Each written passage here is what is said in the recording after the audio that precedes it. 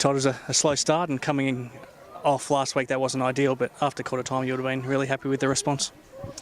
Yeah, look, we were obviously really disappointed how we finished last week, and then disappointed how we started today. So, yeah, look, they certainly came out and, pretty intense, moved the ball pretty quick, and they were pretty good in the first quarter. So, but our response was pretty good. I think, it was pretty hot. Lost Jared Parry really early, so, I thought the boys, there wasn't much left in the tank, but they were pretty good. Did you really put it on the boys at quarter time? What was your message, and what sort of response were you after, and how happy were you to get it pretty much straight away in the second quarter? No, we didn't really have to challenge them that much. They were, walking out there at quarter time. They were saying all the things. They knew what they needed to do. So, yeah, we just needed to close up and defend a bit better as a team than we did in the first quarter, and then we started to use the ball a bit better. So. The good thing about having experienced, players who are leaders is that you expect them to stand up when they need to, and you have a look at Subin and Cook and Schleith and Hams, and you could go on. They all did after quarter time.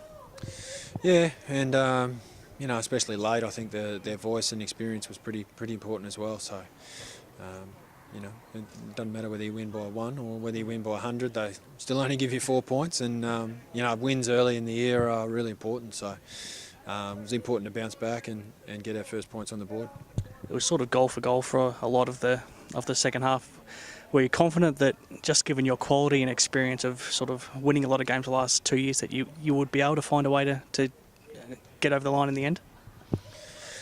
Yeah, look, it was goal for goal, but I think after quarter time it was maybe 14 goals to maybe 8 or 9. So. I felt like we had the game in our hands. For most of the time we gave up a couple of goals here and there in quick passages from errors, and then but overall we were reasonably happy. Disappointing for Jared Parry, obviously. It's been such a long road, like we talked about last week, for him to come back, and then he tried to play on because he's so brave, but clearly his ankle was pretty sore. Yeah, look, unlucky. I think he'd only been on the ground for a couple of minutes in the first rotation in the first quarter. So, yeah, he tried to shuffle around for us for a little while, but clearly, we don't want him to continue to do that if it's going to make the risk with long-term stuff. So, yeah, look, we tapped him out, and then it was probably a similar discussion with Tom Vanderloo at three-quarter time. If you think you can go, keep going. But with the medicos, if there's any risk of making it any worse, then come out. But I thought he was important, took a couple of catches late, and when you're obviously in a really hot game and hot conditions, and everyone was struggling, it was important to have another one. What about Noah Strom, second game? How much will he learn? Not that he didn't play well, but how much will he learn from the experience of playing on one of the better forwards in the comp in Tyler Keitel? Yeah, it's funny. I think he's played a fair bit on him in Colts footy, underage footy, so look, he's had to wait a long time to get his chance, and his first couple have been pretty good. But certainly you learn a lot from those close, hard games that turns into a grind. So I'm sure he played a lot more minutes, and we've slept very well tonight compared to probably footy at reserves level. Is he getting closer to playing with his brother next week?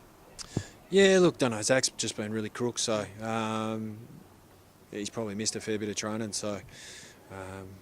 The thing with Zach is really health first, get well, and then we'll think about what his return to footy is. You've got some good depth, obviously. You've got guys like Collard, Donaldson, Russell, these type of guys who are knocking on the door. McIntosh back in the reserves today for his first game of the year, and in a couple of weeks you get Delolio back too, so depth's not a problem.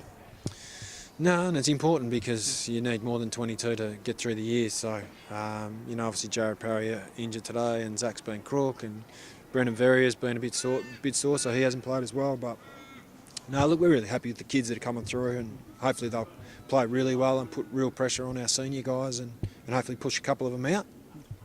Derby next week. They're always big games no matter what, and the one on Anzac Day is sort of built up. It's over the Anzac Day holidays, always build up some tradition. It's a big day to look forward to on next Sunday. Yeah, it doesn't matter where the teams are, or it'll be a big game. So look, they've had a pretty good start to the year, so we'll need to recover well. Obviously, it was pretty hot today, so we'll see who's available and train, and we've still got a lot of things to work on, which is good. But yeah, we'll certainly roll out and hope to put our best foot forward. You're obviously expecting them to be a very different team than the one you saw the 3 times last year. Oh, absolutely. They've got a fair few changes in personnel, and we've got a few too. We've got a few young guys playing as well. So, yeah, look, it'll be a good game. Good luck. Thank you.